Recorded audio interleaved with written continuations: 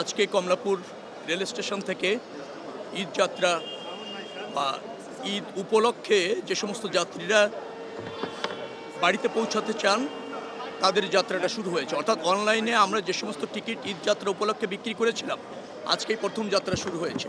অর্থাৎ আজকে যে যাত্রা শুরু হয়েছে এই টিকিটটা আমরা ছেড়েছিলাম 3 তারিখে, 10 দিন আগে। তো সেই ধারাবাহিকতায় টিকিট অনলাইনে প্যাসেঞ্জাররা পারচেস করেছে এবং আজকের থেকে সেই ঈদ যাত্রা শুরু হয়েছে। আমরা আসছিলাম, এসে দেখলাম যে না, এখনও পর্যন্ত সব কিছু ঠিক আছে। যাত্রীরা তাদের টিকিট পেয়েছে অনলাইনে চাপ ছিল অনেক বেশি, সবাই প্রায় 37 লাখ মানুষ টিকিট কিনতে চেয়েছে। তো আমরা কত 36,000-এর মতো টিকিট বিক্রি করতে পেরেছি এরকম।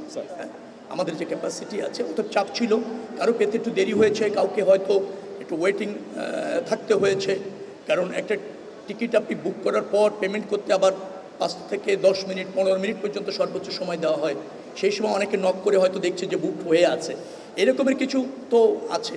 কিন্তু সবাই টিকিট পেয়েছে, ফেয়ারলি পেয়েছে। যারা টিকিট পারচেস করতে চেয়েছে সবাই টিকিট পেয়েছে। ট্রেন ছেড়েছে, আজকে 21টি ট্রেন ছেড়ে গিয়েছে, সবগুলি টাইম মতো গিয়েছে। 2টি ট্রেন মনে হয় 40 মিনিট লেট হয়েছে। এটার একটা কারণ ছিল, একটা অ্যাক্সিডেন্টের কারণে বেশ কিছুদিন ধরে 3 ঘন্টা লেট হচ্ছিল ওই 2টি ট্রেন। আজকে 40 মিনিটের মধ্যে আমরা নিয়ে আসতে পেরেছি অ্যাডজাস্ট করে। আগামী 2 দিনের মধ্যে ওই 2টি ট্রেনকে আমরা সময় মতো নির্দিষ্ট সময়ে ডিপার্চার করতে সক্ষম হব বলে মনে হচ্ছে।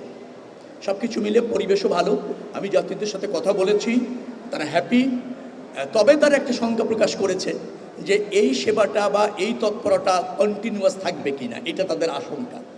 আমি তাদেরকে আশ্বস্ত করেছি এবং আপনাদের মাধ্যমে জানাতে চাচ্ছি, রেল সেবার যে মান আজকে দেখেছে যাত্রীরা স্যাটিসফাইড, সেভাবে আমরা অব্যাহত রাখতে চাই, যে কোনো মূল্যে, যে কোনো প্রয়োজনে। এটা হচ্ছে আমাদের অঙ্গীকার।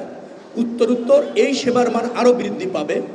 মাননীয় প্রধানমন্ত্রী আপনার এই সেবা অথবা রেল যোগাযোগটাকে যুগ উপযোগী করে মনোরম পরিবেশে স্বাচ্ছন্দ্যে অল্প সময়ে অধিক দূরত্বে যাওয়ার জন্য জনবান্ধব করতে চান, জনপ্রিয় করতে চান, এবং সে ব্যাপারে তার নির্দেশনা আছে। সেভাবে আমরা কাজ করছি। আশা করছি রেল যোগাযোগ ব্যবস্থাপনার একটা আমূল পরিবর্তন আপনারা দেখবেন।